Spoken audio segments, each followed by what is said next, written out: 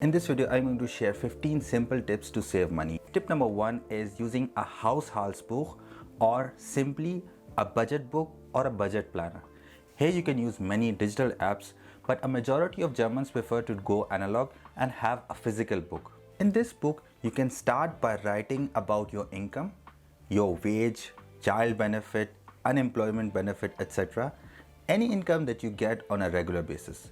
Christmas bonus or any other monetary gifts should not be included here. Then write down all of the expenses like your rent, energy costs, all of the fixed bills. Now subtract your regular expenses from your income, and the remaining amount is where you can optimize your spending and save more using the next tips. So tip number 2 is using cash for payments. More than 60% of all transactions in Germany are still done using cash, and a majority never uses a credit card or a debit card as a payment. As an expat, I never understood why Germans preferred cash over card, but there's actually some science behind it.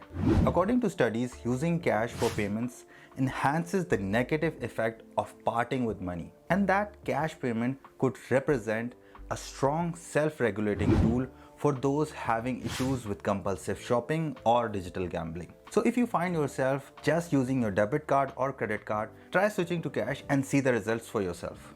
This leads to tip number 3, which is avoid going shopping as a hobby. In Germany, people have a habit of going for shopping specifically on Saturdays. For many, this becomes a ritual and they often buy unnecessary things as this becomes a habit for them. Here, you need to think about the things that you want to buy beforehand and create a list. Stick to the list if you're going out. If possible, try not to allot a specific day for shopping. And tip number 4 is avoiding impulse buying. Most of us have a habit of impulse buying, usually when we are bored. This thing happens especially to the people who follow deals websites. I remember I used to spend at least 5 minutes in the morning looking for deals on an app called My Deals. Then I regularly visited the deal section on Amazon and eBay to get special discounts. And because of this habit, I bought many things at a discount. But at the end of the day, if I buy something for 200 euros at a 50% discount, but I never use that thing, have I actually saved 200 euros on the discount or just wasted this amount buying something totally useless? As a result, I have uninstalled all discount apps. Research shows that the brain releases dopamine in anticipation of a reward.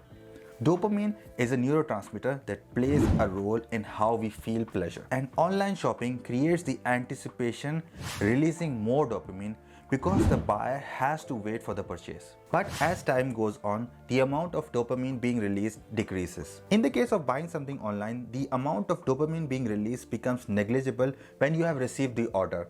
So the anticipation phase is actually where you get the most amount of dopamine, hence more satisfaction. So I have set a waiting limit of at least 2 weeks to buy something which is not absolutely essential. Tip number 5 is saving money on food.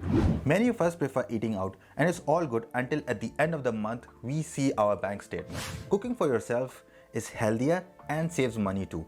If you don't have time to prepare meals every day, you can look into meal prep, where you either make meals for the rest of the week or prepare half-cooked meals that you can easily make within a couple of minutes. The bottom line with meal prepping is that you can save major time, stress, calories, and most importantly, in many cases, some money as well. And if you want to eat out, you can set a specific monthly budget for yourself. Only spend your budget amount on eating out, and if the budget is finished, that's it for eating out for this month. Tip number 6 is staying away from 0% financing. If you cannot afford something, I would say stay away from it.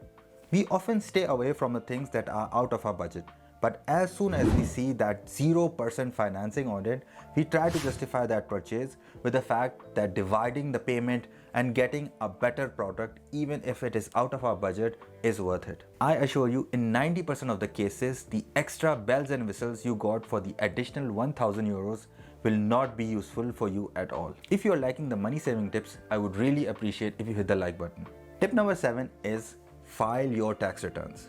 In Germany, you can get back an average of about 1000 euros from the government if you file your tax return. And if you have more expenses, you can get even more.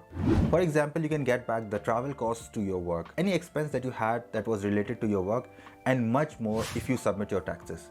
I have a step-by-step guide here which you can follow and submit a tax return with ease. Tip number 8 is saving money on subscriptions and memberships. Most Germans do not have subscriptions for streaming platforms. Many only have either Amazon Prime or Netflix. That said, a majority still prefer to buy DVDs and box sets for series, as many of us usually end up rewatching the same series over and over again. Honestly speaking, YouTube has such a variety of free content that it might be enough for many of us. You could also save up on your gym membership. I know so many people who have a gym membership and they only go once or twice a month. If you are one of those people, you just need a pair of dumbbells, learn to get a full body workout at home and save up on that membership fee. Tip number 9 is using a bike instead of a car. If you live in a big city, chances are that you are spending a lot of time in traffic jam or searching for a place to park your car. With having a car, you pay so much in fuel costs, and these days fuel is getting more and more expensive each day. On top of that, you have to pay car insurance, repair costs, and much more. So using a bike instead of a car can not only help you save money, but it's a great way to burn calories and remain healthy. If you can't travel using a bike, larger cities generally have really good connections to public transport, which are still cheaper than using a car. And if you really need a car, you can use car sharing or rent a car if you want to carry heavy stuff. Per kilometer, the cost would definitely be higher, but looking at the overall costs, you can still end up saving more money. Tip number 10 is contract comparison. Even if you try to stay away from contracts, chances are that you may need to sign up for a couple nonetheless. For example, with your electricity provider, internet and mobile phone contracts. But if you compare your contract with other providers, chances are that you can get a better deal. In many cases, you can even get a good deal from your current provider. For example, my internet contract was about to end and I reached out to my provider and renegotiated a contract that is 10% less than my current one. Tip number 11 is going on regional holidays. Instead of planning for your next trip to Paris, you can plan a regional holiday trip and save the difference. Many people don't even know about the interesting things within their own city. For example, one of the most visited sites in Germany is the Cologne Cathedral. But what a lot of visitors to Cologne don't realize is right underneath are ancient Roman ruins from the end of the 1st century AD. So try to find hidden gems in your own city or places nearby instead of visiting places which are usually crowded with tourists. Tip number 12 is renting instead of buying. Often we need things for a very limited time, but we end up buying them. And after using that thing once, we just forget that we had it. For example, if you're going on a trip and want to take pictures on your DSLR camera, but instead of the kit lens, you want to have a telephoto lens. Instead of buying it, why not try renting it? And if you really like the result and want to continue taking photos, then you can always buy it later on. But trust me, most of us just want to get the dopamine hit, which leads us to tip number 13, and that is sell your extra stuff. As I said, people buy stuff that usually ends up in a storage closet somewhere in their house. So instead of it utilizing space in your home, try to sell it and get some extra cash. To evaluate what you can sell, I recommend that you spend some time thinking that you're shifting houses. Generally, when we are moving, we only take things that are useful to us and either donate, sell or throw away the things that we cannot carry with us to the new place. So having a mindset like that could help you find many things that are just wasting space and gathering dust in your home. Trust me, you can find a lot of stuff that you can sell on eBay and Facebook Marketplace. Tip number 14 is fix before buying.